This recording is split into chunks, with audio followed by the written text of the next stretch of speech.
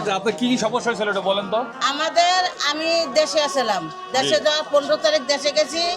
আমি পুরার একদিন পরে আসছি, আসার পরে দেখছি আইয়া আমার ঘরে একটা গিলাস সেও নাই পানি খাবার, খালি কয়লা আর ছাই পরিবারে যে এখনো আছে।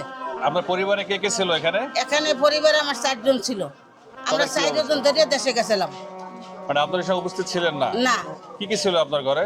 ঘরে আসলো টিরাং ছিল, এরপর একটা চৌকি ছিল, খাট ছিল, ল্যাপ ছিল, তোষক ছিল, হান্ডি বান্ডি ছিল। একটা সংসার না থাকে ছোটখাটোর ভিতরে সবই আসলো। অর্থাৎ কোনো কিছু আপনি উদ্ধার করতে পারেননি? না না না, কিচ্ছু না, আমি আসলামই না। সব শেষ হয়ে গেছে? হ্যাঁ, এখন বর্তমানে যাই দেন খালি ছাই পরিয়ে রয়েছে আর কয়লা পরিয়ে রয়েছে। কোনো সাহায্য না সহযোগিতা কোথা না, থেকে আমি পেয়েছেন? এই মাত্র একটা কম্বল পাইছি, একটা তেরবল পাইছি, একটা মশারি পাইছি, কোনো খাবার কোনো জিনিসই পাইছি না। এই যে কম্বল ত্রিপল মশারি কারা দিচ্ছে আপনাদেরকে? দেশে টিএনটি মাঠে দেশে। টিএনটি মাঠে কোন হ্যাঁ। সংস্থা থেকে সরকারি ভাবে পাইছেন না না কোন না, ভাবে? সরকারি ভাবে পাইনি, বেসরকারি। বেসরকারি পাইছেন? হ্যাঁ, দুগ্গা চাউল ডাল দিলে তো আমরা কিনে কাটতে খাইতে পারতাম, বা 2টা টেটো দিলে আমরা কিনে কাটতে খাইতে পারতাম, আর কিচ্ছুই না। And বর্তমানে আমরা সবচেয়ে বড় সমস্যা এই খাবারের। হ্যাঁ, আমাকে খাবার খিচুড়ি সার বেডালিটির ভাল লাগে না, খিচুড়ি মিচুড়ি ভাল লাগে না। আমাকে 2 টাকা দেন বা 2 চাউল ডাল দেন, আমরা এইটা খাই, আমাকে জীবন আচ্ছা, বাঁচে। আপনার কোনো ফোন নাম্বার আছে যার সাথে যোগাযোগ করতে পারে মানুষ? হ্যাঁ, আমার ফোন নাম্বার আছে। বলেন তো আপনার ফোন নাম্বারটা একটু। স্যার, ফোন নাম্বারটা কত? ফোন নাম্বারটা কত?